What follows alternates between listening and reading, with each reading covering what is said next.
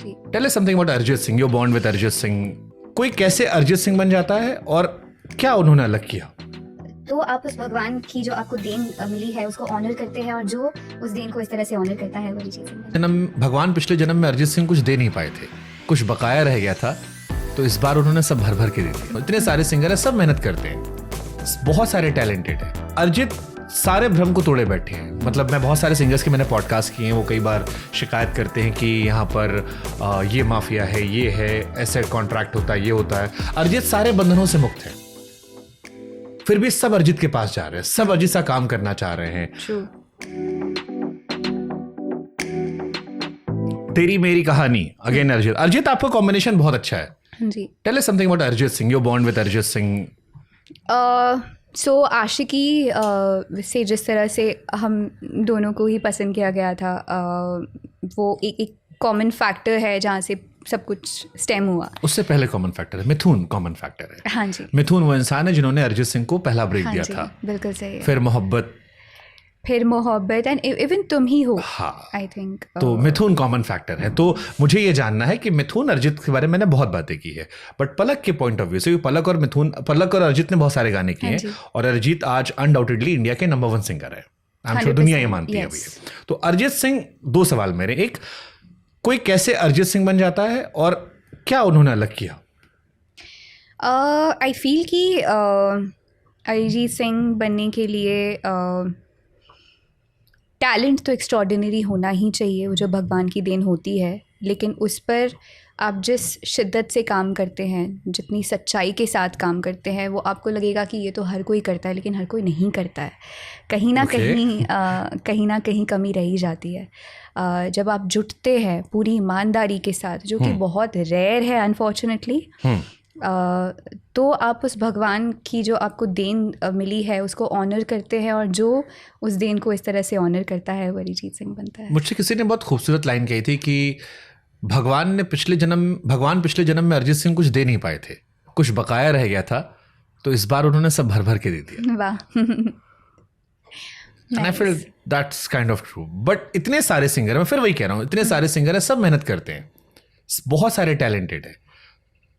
अरिजीत सारे भ्रम को तोड़े बैठे हैं। मतलब मैं बहुत सारे सिंगर्स के मैंने पॉडकास्ट किए हैं, वो कई बार शिकायत करते हैं कि यहाँ पर ये माफिया है, ये है, ऐसे कॉन्ट्रैक्ट होता है, ये होता है। अरिजीत सारे बंधनों से मुक्त है, फिर भी सब अरिजीत के पास जा रहे हैं, सब अरिजीत सा काम करना चाह रहे हैं। True.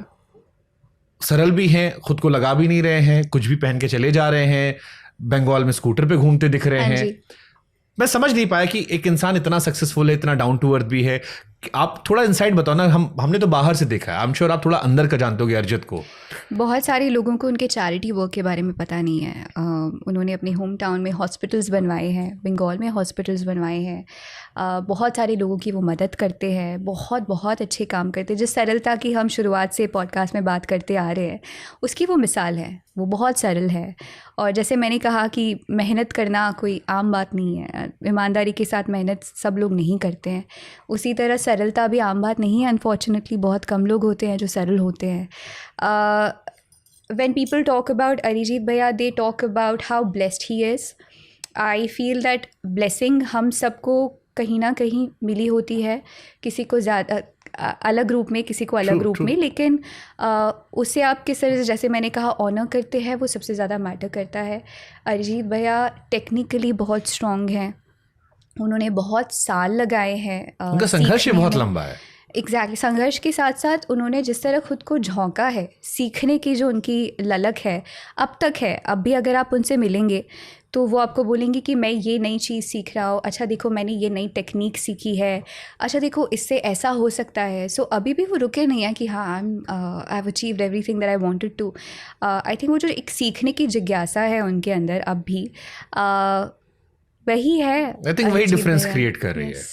मैंने मिथुन से पॉडकास्ट में एक चीज़ पूछा था अरिजीत के बारे में, तो ही सेड कि उन्होंने किस्सा सुनाया था मुझे कि द ट्रेन के गाने रिलीज हो गए थे बीते लम्हे, और अरिजीत ने 8 महीने बाद वो गाने दोबारा रिकॉर्ड करके भेजे। एंड ही वाज लाइक कि ये तो रिलीज हो गया, ही सेड नहीं मैं चाहता हूँ आप सुन लो कैसा जा रहा है। करेक्ट। तो आई थिंक वो सीखने की भूख ही होती है जो आपको शायद लॉन्ग लास्टिंग करती है। ये खत्म होती है सक्सेस के साथ कई लोगों में, बिल्कुल ख़त्म होती है।